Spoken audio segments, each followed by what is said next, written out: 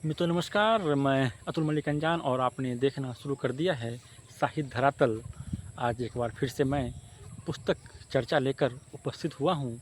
आज जिस पुस्तक की मैं चर्चा करने वाला हूँ, पुस्तक का नाम पहले इसका आवरण देख लें। आवरण है और पुस्तक का नाम है समय के रंग, जिसके कवि हैं रंजीत तिवारी।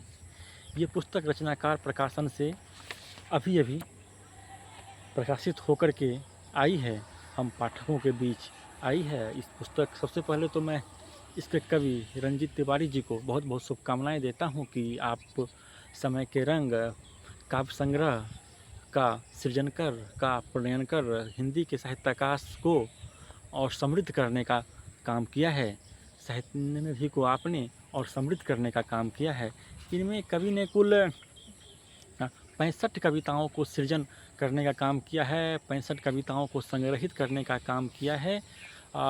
मैं पूरी कविताओं से आपको रूबरू नहीं करवाऊँगा, पूरी किताब से आपको मैं रूबरू नहीं करवाऊँगा। बस इस पुस्तक के संबंध में 2-4 बातों से आपको रूबरू कराऊँगा। लेकिन इससे पहले इस पुस्तक की जो शुभाशंसा प्रख्यात समालोचक कवि प्रोफेसर देवनंद पासवान देव जी ने लिखा है कि कविता के रूप में इसमें कई रंग के फूल खिले अधखिले मिले जुले हैं। सच तो यह है कि इस संग्रह की कविताएं इन धनुषी रंगों में रंगी है। बिल्कुल इस संग्रह की जो सारी कविताएं हैं इन धनुषी रंगों में रंगी है। और मैं इसकी जो पहली कविता है जिसका शीर्षक है अब फिर एक अवतार होगा, कि जो पहली पंक्ति है उससे मैं आप लोगों को रूबरू कराने का प्रयास करता हूँ। अब आप देखेंगे, अब फिर एक अवतार होगा, हाथ में कलम हथियार होगा, हर अक्षर होगा चिंगारी, सब शब्द अंगार होगा,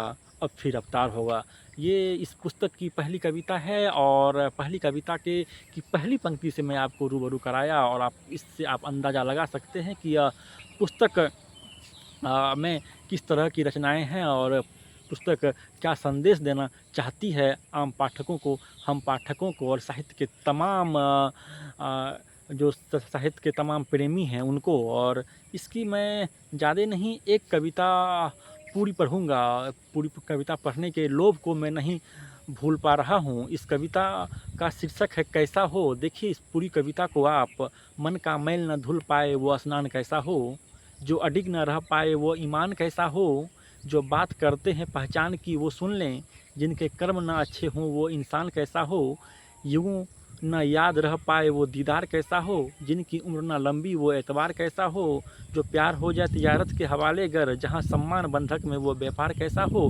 फिर कहते हैं कभी आगे, दिल में उपजे जो बोली से वो घाव कैसा हो, खुद से खुद को भूले वो लगाव कैसा हो, जैसे जुड़े बंधन अब परिवार की बोलो, कैसे जुड़े बंधन अब परिवार की बोलो, स्वार्थ में भाव घुल जाए मनोभाव कैसा हो, जहाँ न मेल रिश्तों में अनमोल कहें कैसे, जहाँ न मान अग्रज का सुमेल कहें कैसे, बड़ों की बातों का अगर मखौल उड़ाया जाए, नमी संवेदनाओं की विचारों की कहें कैसे, मन का मैल न धुल पाए। ये कविताएं हैं कैसा हो। और इसी तरह की बहुत सारी कविताएं इस पुस्तक में शामिल है। कवि रंजीत जी ने विभिन्न भावभूमि की कविताएं, विभिन्न भावबोधों की कविताएं, विभिन्न मन स्थिति की कविताओं को इस पुस्तक में संग्रहित करने का बहुत ही प्रशंसनीय प्रयास किया है। सबसे पहले मैं कवि रंजीत तिवारी जी को बहुत बहुत शुभकामनाएं देता हूँ। पाठकगण, आप इस पुस्तक को ज़रूर पढ़ाएं और मैं चाहता हूं कि यह पुस्तक सभी साहित्यकारों के पास, सभी पुस्तकालयों के पास ये पुस्तक होनी चाहिए। क्योंकि समय इसका आप शीर्षक ही देखें, समय के रंग, ये 3 शब्द हैं, समय के रंग। इसमें मूल रूप से 2 शब्द हैं, समय और रंग। इन्हीं में सारा कुछ छुपा हुआ है। हम और आप ही नहीं, पूरा ब्रह्मांड छुपा हुआ है समय के रंग में। आप अगर इसकी विवेचनाएं करेंगे तो कई दिन गुजर जाएंगे, कई रातें गुजर जाएगी और फिर ये बात ख़त्म नहीं होगी। मैं तमाम बातों को आपको नहीं बताऊंगा, सिर्फ इतना ही बताऊंगा कि आप इस पुस्तक को पढ़ाएं। अगर आपने मेरे इस यूट्यूब चैनल साहित्य धरातल को अभी तक सब्सक्राइब नहीं किया है तो ज़रूर सब्सक्राइब करें। बहुत बहुत धन्यवाद। जय साहित्य।